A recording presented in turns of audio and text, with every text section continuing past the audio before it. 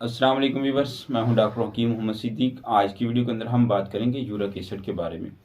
आज की वीडियो के अंदर आपको बताऊंगा कि यूरिक एसिड क्यों होता है, इसकी वजूहात क्या हैं, अलामात क्या हैं और इसके साथ साथ यूरिक एसिड का आसान तरीन मुजर्रब नुस्खा भी आपको बताऊंगा। तो व्यूअर्स चलते हैं, वीडियो को स्टार्ट कर लेते हैं। लेकिन उससे पहले आपकी खिदमत में रिक्वेस्ट है कि अगर आप हमारे चैनल पर फर्स्ट टाइम आए हैं तो चैनल को सब्सक्राइब भी कर लें, साथ लगे बेल आइकन को भी प्रेस कर दें ताकि आपकी सेहत से रिलेटेड हमारे हर नई आने वाली वीडियो का नोटिफिकेशन आपको मिल सके। तो वीवर्स, यूरिक एसिड क्यों होता है?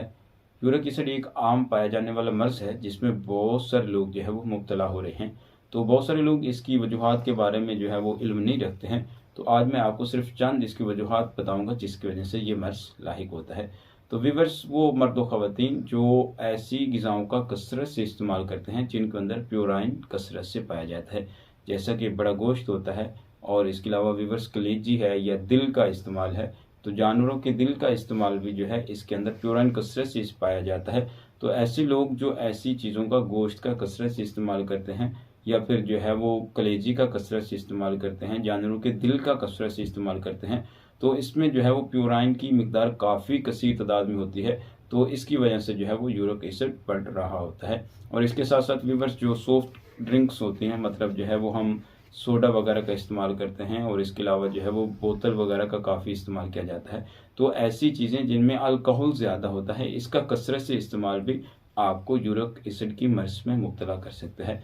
तो व्यूअर्स, अगर इसकी अलामात के बारे में हम बात करें तो यूरिक एसिड के जो मर्ज है, जब ये किसी को लाहिक होता है तो उसकी एक अलामत तो ये होती है कि उसके जो जिस्म के जोड़ होते हैं वो सूज जाते हैं और उनका कलर जो है वो सुर्ख हो जाता है। और इसके साथ साथ वीवर्स, इन जोड़ों में बाज़ दफ़ा इतनी शिद्दत से तकलीफ़ होती है कि आदमी से जो है वो उठा और बैठा भी नहीं जाता है।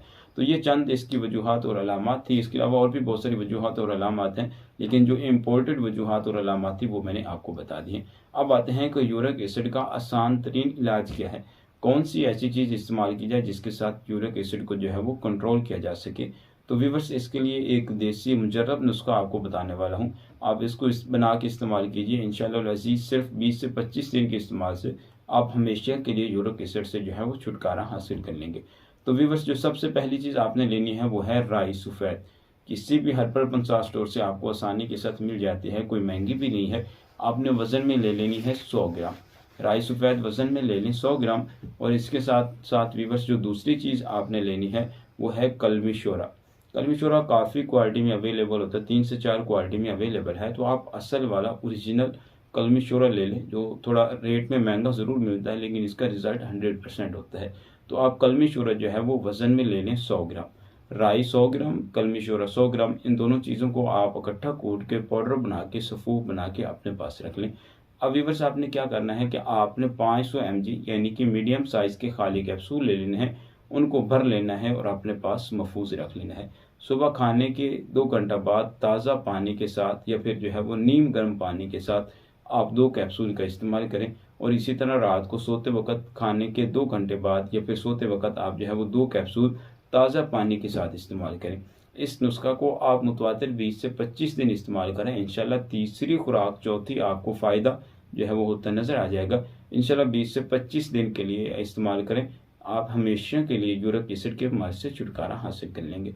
तो उम्मीद करता हूँ कि आज का मेरा ये नुस्खा, आज का ये टोटका आपको पसंद आया होगा। अगर पसंद आए तो आगे शेयर ज़रूर कीजिएगा। डॉक्टर हकीम मोहम्मद सिद्दीक को दीजिए इजाज़त। मिलते हैं इससे आगे एक नई वीडियो के साथ। अल्लाह हाफिज़।